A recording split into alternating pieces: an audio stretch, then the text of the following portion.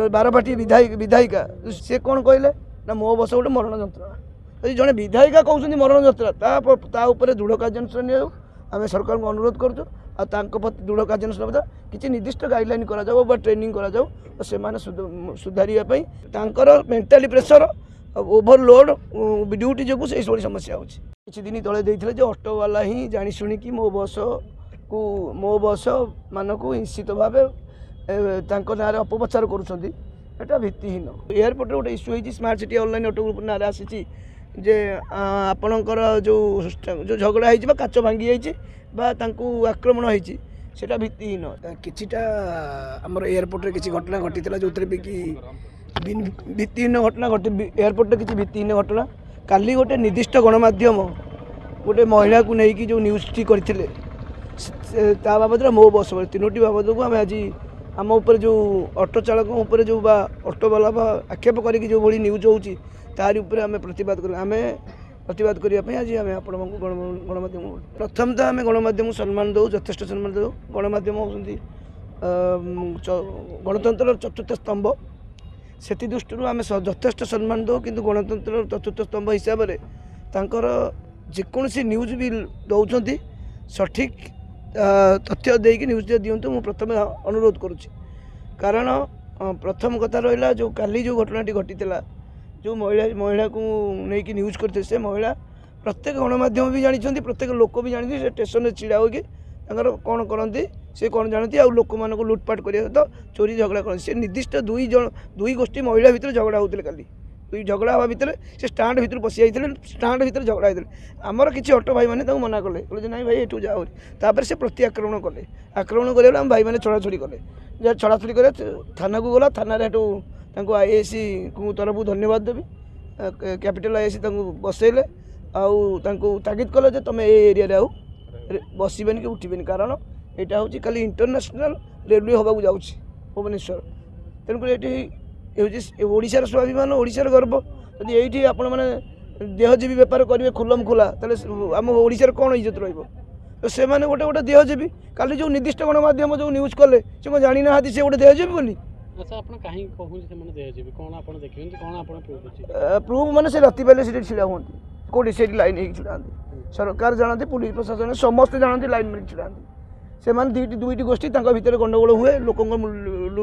जो नुआ नुआ लोक देखिकी जो बाहर लोक देखी मोबाइल पर्स पैसा सब छड़ेकी नियंती किंतु काली तांका भितर कोन भाग छिड़लानी तो चोरी केस रे जीव देहजीवी काहे कहउछ से बुझी पारनी से दुईटा चोरी करती डकैत करती सेटा भी करती तीनटा उपाय करती काली दुई गोष्ठी भितर से बाहर एठी को झगड़ा हवा भितर से आम स्टाण्ड भितर पशि आम पिला कहले तुम बाहर झगड़ा कर ता प्रत्येक तुम वापस स्टाण्ड कहीकि हमको बाड़ाबाड़ी कले लेकिन देहजीवी जो आख्या दौंती कहीं कौन पे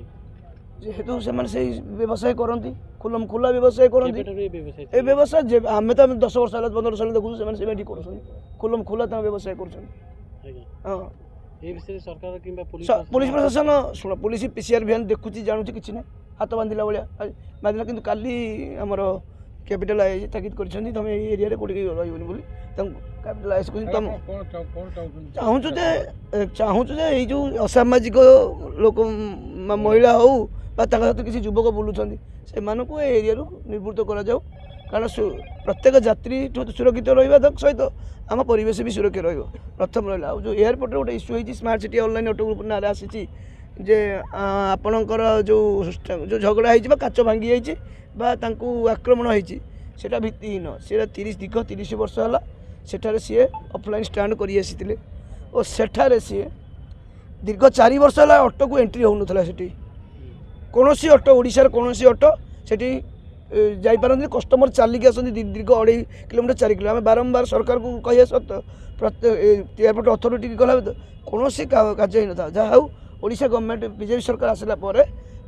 ओडिशा यात्री आसला से गोटे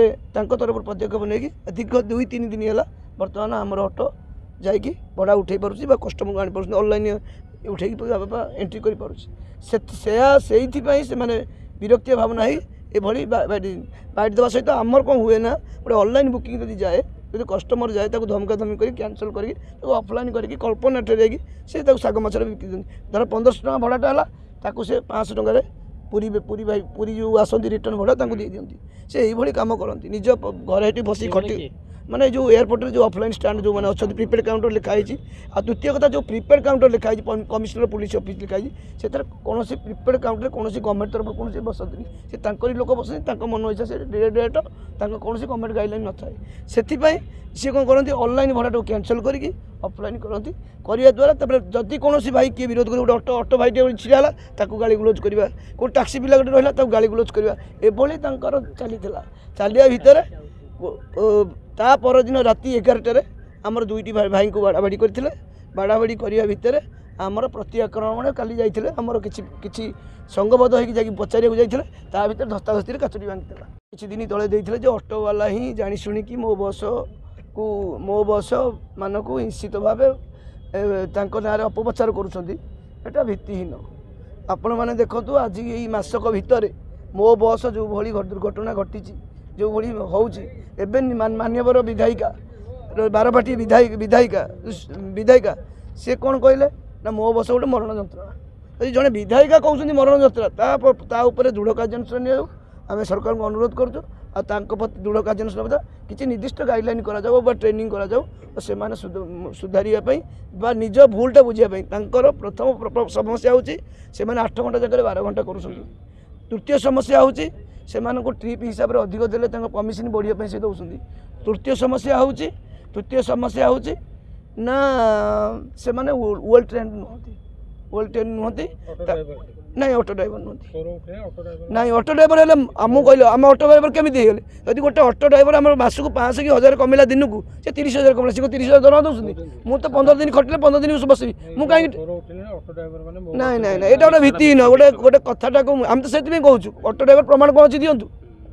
ଅଟୋ ଡ୍ରାଇଭର ବୋଲି ତ ଆପଣ ପ୍ରମାଣ କିଛି ଅଛି କାହା ପାଖରେ ନାହିଁ। ଅଟୋ ଡ୍ରାଇଭର ତ ଦିଅନ୍ତି, ଅଟୋ ଡ୍ରାଇଭର ତ ଅଟୋ ଚଲେଇବ, ସେ କାହିଁକି ଯାଇକି ଟ୍ୟାକ୍ସି ନା ଟ୍ରେନିଂ ସିଏ ଶୁଣନ୍ତୁ। ଆଜିକାଲି ଲାଇସେନ୍ସ ପ୍ରାପ୍ତ ହେଲା ଆସିକି ମାନେ ଅଧା ଚଲେଇକି ଲାଇସେନ୍ସ ପ୍ରାପ୍ତ ହେଇଯାଉଛନ୍ତି। ପ୍ରପର ଲାଇସେନ୍ସ ପ୍ରାପ୍ତ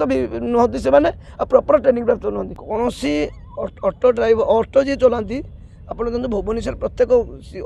ମୋ ବସ୍ କେତେଟା ଟ୍ରିପ୍ କରୁଛି କହିଲ? ଅତି ବେଶୀ 4ଟା କି 5ଟା ଟ୍ରିପ୍ କରୁଛି। ଗୋଟେ ଅଟୋ ଚାଳକ ଦିନକୁ 20ଟା 25ଟା ରାଇଡ୍ କରୁଛି,